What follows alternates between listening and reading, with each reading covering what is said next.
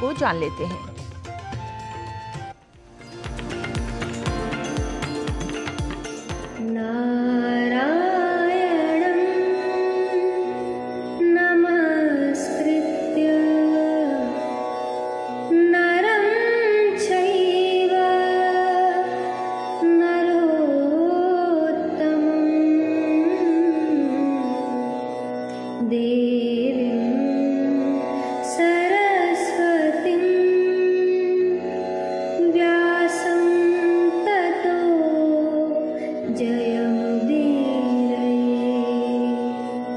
इतिहास पुराणाभ्याम वेदम समुपबृंहयेत्। विविध शास्त्रों से समन्वित वेदों के अर्थ विस्तार को समझने के लिए भारत के इतिहास अर्थात महाभारत और पुराणों का ज्ञान आवश्यक है।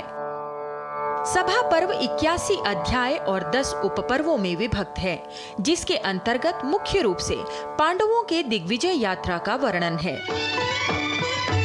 सभा पर्व में सभा क्रिया उपपर्व के अंतर्गत अद्भुत वास्तु ज्ञान का कौशल दिखाते हुए मय दानव ने इंद्रप्रस्थ में जिस सभा का निर्माण किया था उसका वर्णन किया गया है। साथ ही राजा युधिष्ठिर की अनुपम सभा को देखने और राजा युधिष्ठिर को मिलने आने वाले अनेक ऋषि मुनि राजा महाराजाओं का भी विस्तृत उल्लेख देखने को मिलता है। युधिष्ठिर की सभा में देवर्षि नारद का आगमन भी सभा पर्व में ही उद्धृत है। इस पर्व में युधिष्ठिर द्वारा नारद मुनि के सत्कार का अद्भुत वर्णन देवों के प्रति भारतीय संस्कृति के आतिथ्य परंपरा को उजागर करता है। देवर्षि नारद सभा पर्व में ही राजा युधिष्ठिर को नैतिकता, राजनीति अथवा राजधर्म का उपदेश देते हैं। राजा के गुणों तथा उसकी नीतियों के विषय में विस्तार से बताते हुए युधिष्ठिर से पूछते हैं, कश्चिद् राजगुणैः षड्भिः सप्तोपायांस्तथा नघ बलाबलं तथा सम्यक चतुर्दश परीक्षसे। अर्थात हे युधिष्ठिर, क्या तुम राजा के यथोचित 6 गुणों के द्वारा 7 उपायों की, अपने और शत्रु के शक्ति की तथा देशपाल, दुर्गपाल आदि 14 व्यक्तियों की भली भांति परख करते रहते हो? देवर्षि नारद युधिष्ठिर से और पूछते हैं, कच्चित् शृणोषि वृद्धानां धर्मार्थ सहिता गिरः नित्यमर्थ विदाम तात यथा धर्मार्थदर्शिनाम्। अर्थात हे युधिष्ठिर, तुम सदा धर्म और अर्थ के ज्ञाता एवं अर्थशास्त्र के पंडित बड़े बूढ़े लोगों की धर्म और अर्थ से युक्त बातें सुनते रहते हो। नारद मुनि के उपदेश को सुनकर युधिष्ठिर ने वैसा ही आचरण करने का निर्णय लिया और समुद्र पर्यंत पृथ्वी का राज्य पा लिया।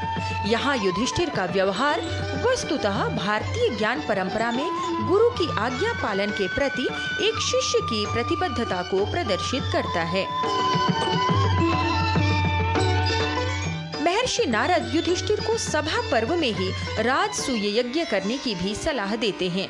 राजसूय यज्ञ के लिए सबसे बड़ी बाधा मगध नरेश जरासंध के वध का और जरासंध द्वारा बंदी राजाओं की मुक्ति का वर्णन भी सभा पर्व में ही मिलता है।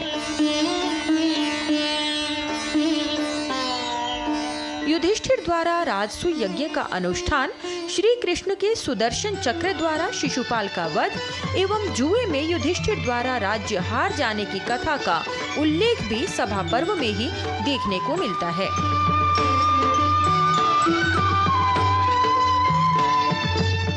राज्य के हार जाने पर पांडवों को 12 वर्षों तक वन तथा 1 वर्ष के अज्ञातवास निर्णय का वर्णन भी महाभारत के सभा पर्व में ही प्राप्त होता है।